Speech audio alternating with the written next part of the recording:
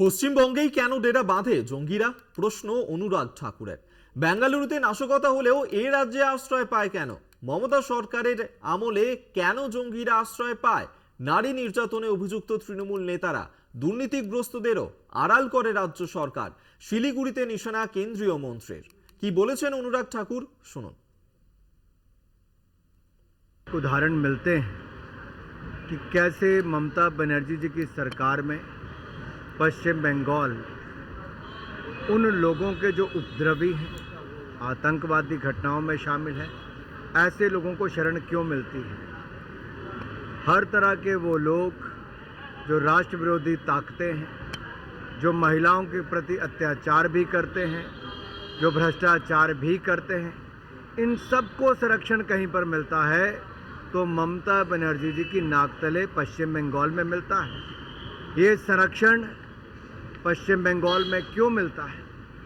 भ्रष्टाचार के नए रिकॉर्ड पश्चिम बंगाल में बने, इनके मंत्रियों के घर पे करोड़ों रुपए पकड़े गए, महिला अपराध में तृणमूल के नेताओं का नाम आया, उनको संरक्षण देने में इनकी सरकार का नाम आया। आतंकवादी चाहे पश्चिम बंगाल में घटना करें या बेंगलुरु में करें, लेकिन संरक्षण पनाह उनको कहीं मिलती है, तो पश्चिम बंगाल में ऐसा क्यों? আপনাদেরকে শোনালাম কেন্দ্রীয় মন্ত্রী অনুরাগ ঠাকুর, তিনি ঠিক কি বলেছেন আমরা এই নিয়েই কথা বলবো। রিনা কুমার এই মুহূর্তে আমাদের সঙ্গে টেলিফোনে রয়েছেন প্রতিনিধি। রিনা, আমরা দেখেছি যে বেঙ্গালুরুর বিস্ফোরণ কাণ্ডে এই রাজ্য থেকে দুজন দুষ্কৃতী, তাদেরকে গ্রেফতার করা হয়েছে এবং সেই নিয়েই প্রশ্ন তুলেছেন অনুরাগ ঠাকুর। আর কি বললেন তিনি?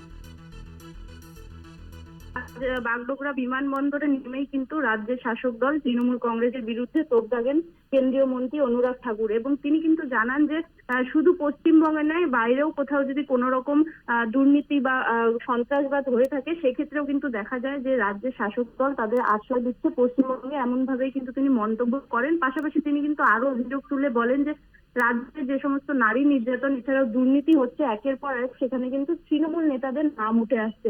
এভাবেই কিন্তু রাজ্য সরকারের বিরুদ্ধে এদিন বাগডোগরা বিমানবন্দরে নেমে তোপ দাগেন অনুরাগ ঠাকুর। অভিক, ধন্যবাদ তোমায়। রিনা কুমার আমাদের সঙ্গে টেলিফোনে ছিলেন প্রতিনিধি।